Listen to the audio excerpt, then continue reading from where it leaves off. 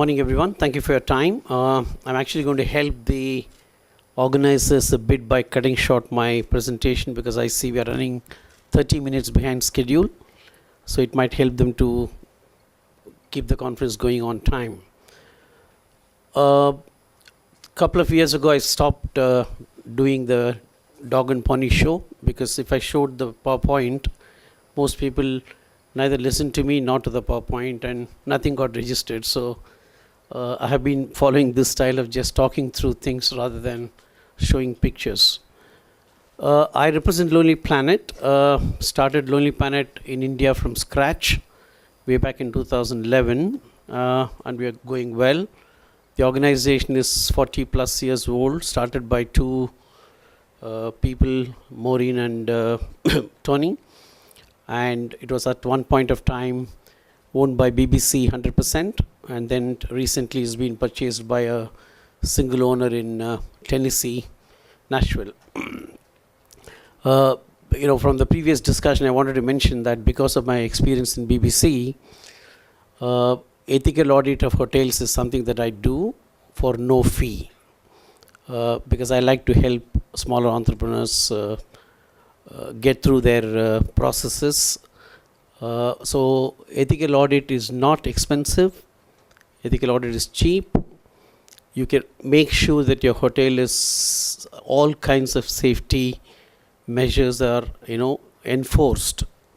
When I say enforce, you enforce it on yourselves. So I just thought I'll say that on a sideline, that every property, small 2-bedroom, 200-bedroom, 400-bedroom, can easily implement certain ethical audit boxes to tick, which I think is not expensive and it's easy.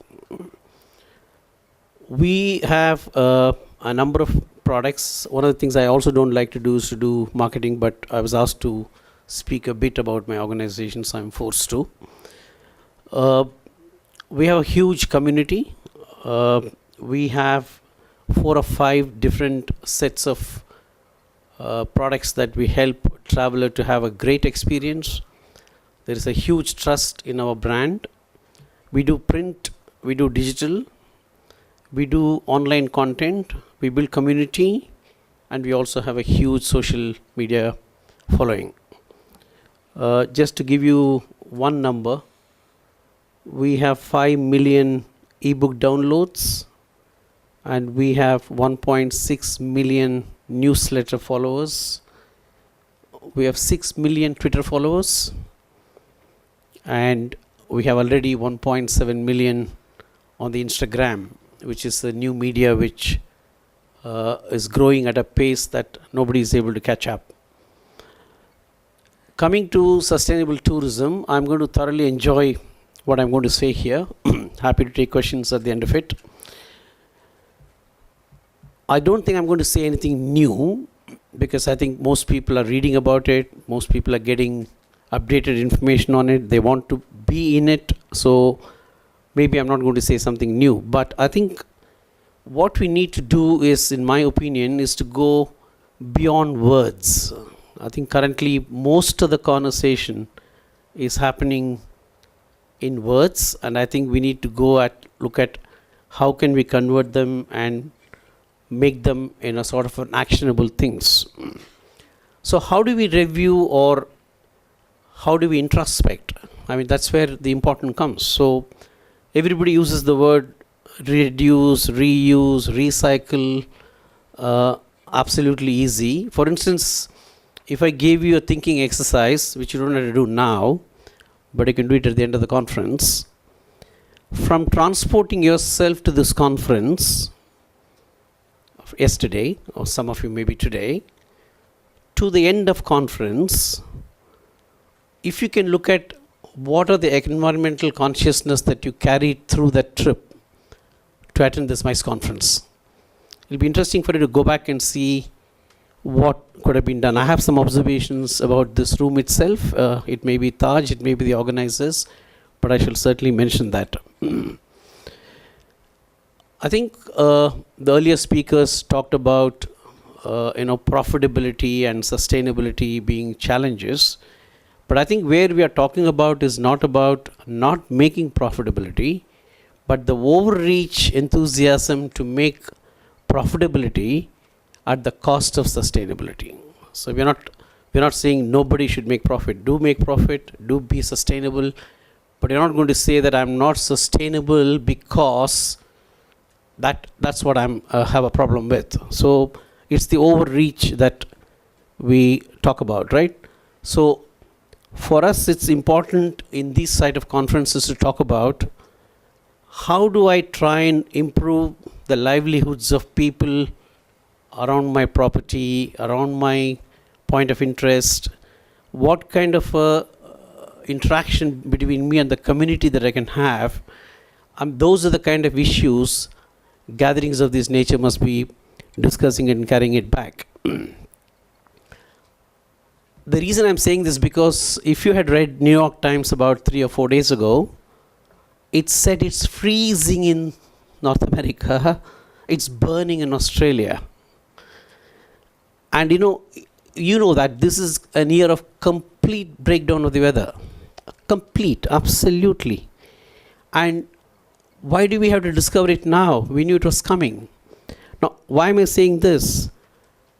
If you look at the recent study published by Nature Climate Change, I'm sorry, unfortunately, I have to read it out, that it found that tourism's carbon footprint is about 4 times larger than previously thought at around 8% of global carbon emissions. I'm not saying it. This is being said by Nature's Climate Change report. But what is the positive of it? The positive of it is Booking.com survey shows that increasingly 86% of travelers want to do activities that offer environmental impact of their stay. So that's good news. The consciousness or the awareness is getting increasingly better and better, which is good for the earth. Let's remember that there are, we're using this word now. It's very fashionable to use words today. That drop whatever names.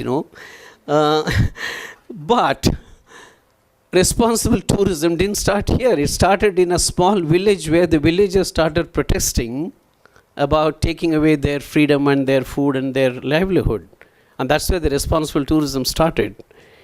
And probably started in a panchayat, and where everybody protested that we need to be responsible. So I'm glad that the panchayat has gone off to a much global noise and global awareness. Sustainability and the awareness of the environmental impact has impact on local surroundings. So when I say impact, we as a tourism industry can make it into a positive impact. Impact is not a negative word. It can be a positive impact, and we can make that happen. And this can only happen, believe me, this can only happen if all of us care for the world. That's the most important thing. You need to care for the world. Obviously, such a vital issue is not going to be done by one property, one individual. It has to be collaborative. It has to be collective. So it's more people put their heads together and say, how can we do it together, is far better than somebody saying, let me do it for you. There are a few examples I have come across. Thanks to my job, I do travel a lot, see a lot of places, look at unexplored destinations, because we want to tell the traveler where the best experience is. There are a lot of properties which now wants to be, on the niche slogan of being responsible, and everybody is trying to, draw that curve that I'm also responsible. So I'm saying it's very, very nice to see that those sort of efforts of conservation. There are some hotels who have their own garden now, build their own bring their own vegetables, bring their own energy. Recycling of water, lots of nice, lovely things are happening, and we need to encourage more such initiatives. So I'm going to also come up with a few recommendations which I think is useful. But before that, I want to say that in some markets, believe me, please believe me, I mean, this is where I'm talking about the issue of profit coming back. We probably need to reduce tourism in some markets because it brings a huge pressure. I mean, how did I read Simla tourism saying, don't come to us this year? All of us read about it in the newspapers, right? Don't come to us. Sorry, we don't have water, we don't have electricity. Now, we should taken aback about 3 or 2 years ago saying, should I be restricting the number rather than reaching a point of view that I'm bust? So, I think we need to look at some areas. I mean, Bhutan was very clever for many years. Obviously, they opened it up, but they had a number of visitors restricted, right? Now, that's responsible tourism. We're not stopping tourists. We are saying maybe not this year, enjoy it next year. Not a problem. So, take Maharashtra for example. This very state has now removed plastic from its supply chain.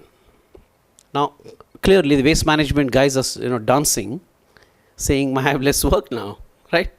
Otherwise, the guy has to go out in the boat and pick up every single plastic that's floating on the river. So, there is state initiatives that can also help. Don't get me wrong. None of these means taking away the good times that you want to have. You can continue to have your good time. So the recommendations are as follows. I say this in every meeting, but I still notice it. If the same water bottle that was served on your table was half the size, how nice it would have been.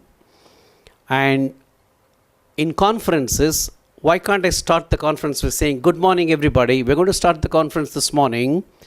We have served a little water on your table. Have a water. If you want more, please ask for it.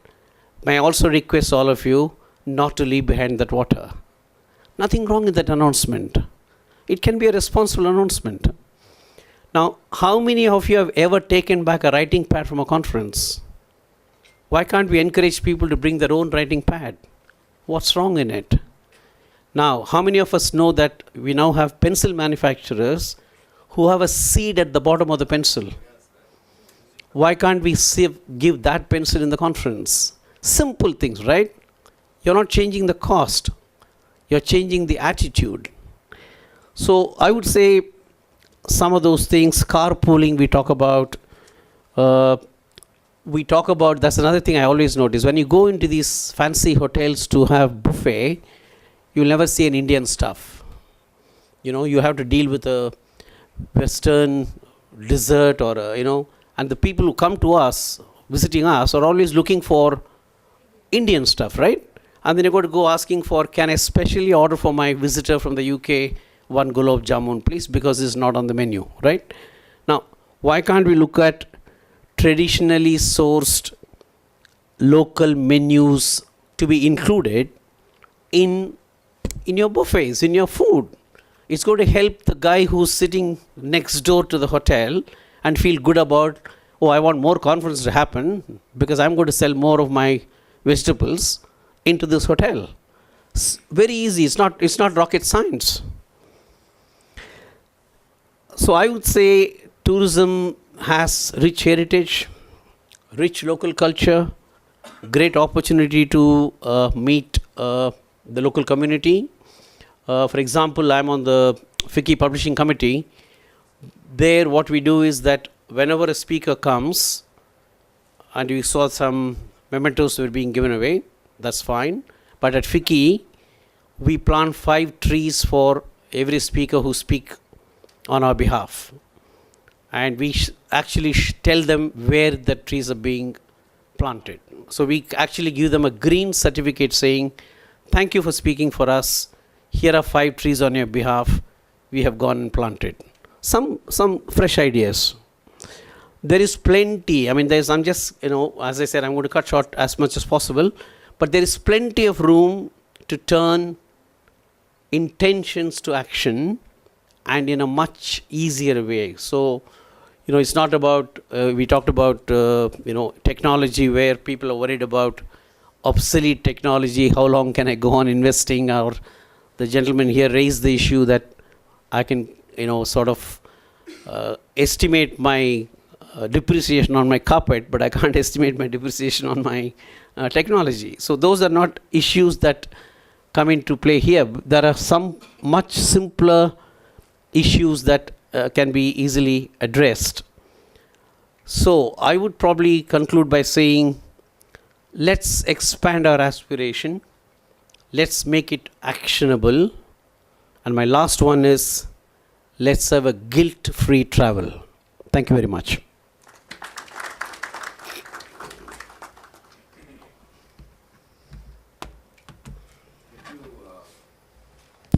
Thank you, Sesh. I think that was a very, very interesting presentation on sustainable tourism.